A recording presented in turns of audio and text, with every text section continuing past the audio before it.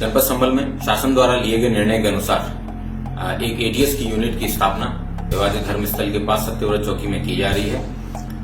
शासन के द्वारा दिए गए दिशा निर्देशों के अनुसार यहाँ पे एक एटीएस की यूनिट के लिए काफी जमीन की आवश्यकता है, उसको भी चिन्हित कर लिया गया है और एक नई यूनिट की स्थापना की जाएगी। संभल में एंटी टेररिस्ट स्क्वाड यानी कि एटीएस की यूनिट स्थापित की जाएगी। दरअसल संभल पुलिस ने सरकार को एक कॉन्फिडेंशियल रिपोर्ट भेजी थी। इसमें यहाँ के 20 से ज़्यादा ऐसे लोगों के नाम थे जो आतंकी गतिविधियों में शामिल रहे हैं। इस रिपोर्ट में पुलिस ने अलकायदा, हिजबुल, आईएसआईएस और सिमी जैसे आतंकी संगठनों से जुड़े स्थानीय लोगों के पुख्ता सबूत दिए थे। इसके बाद यूपी सरकार ने संभल में जामा मस्जिद के सामने एटीएस दफ्तर खोलने का फैसला लिया। यूपी एटीएस के आईजी प्रेम गौतम ने 8 सितंबर को संभल एसपी को एक लेटर भेजा। इसमें बताया कि संभल में एटीएस फील्ड यूनिट स्थापित किया जाना प्रस्तावित है।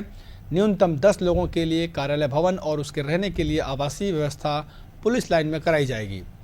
फिलहाल संभल पुलिस ने जामा मस्जिद के ठीक सामने सत्यव्रत पुलिस चौकी में एटीएस ऑफिस खोलने की तैयारियां की हैं। ये बिल्डिंग 3 मंजिला है। यहाँ अत्याधुनिक और बड़े बड़े कमरे बनाए गए हैं। इसकी दीवारों पर महाभारत से जुड़े कुछ श्लोक उकेरे गए हैं।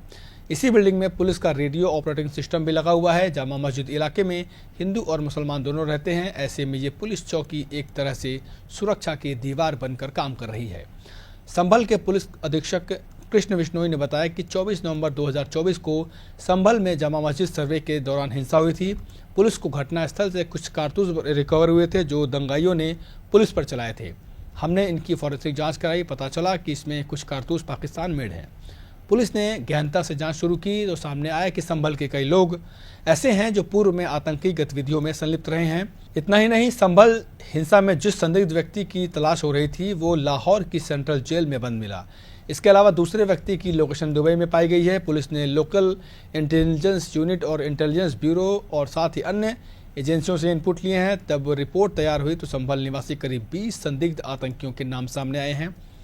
इनमें से वर्तमान में कुछ यूपी की अलग अलग जेलों में बंद हैं, कुछ मारे जा चुके हैं, जबकि कुछ कोर्ट से सजा पूरी करके या बरी हो चुके हैं या काम धंधे कर रहे हैं।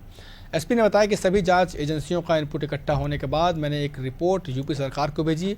यहां पर एंटी टेररिस्ट यूनिट यानी एटीएस को स्थापित करने की मांग की। इसी महीने यूपी सरकार ने एटीएस यूनिट स्थापित करने का फैसला लेते हुए आदेश जारी कर दिया है। संभल में डूंगर सराय कोटला निवासी मोहम्मद नोमान, लोधी सराय निवासी फरहान रसूल, तुर्तीपुर इलाहा निवासी मोहम्मद नाजिम, मोहम्मद कोटवर्री निवासी अब्दुल समद भी अलग अलग जेलों में बंद है। इनके खिलाफ एटीएस और एनआईए ने अलग अलग मुकदमे दर्ज किए हैं। सभी के केस कोर्ट में ट्रायल पर चल रहे हैं।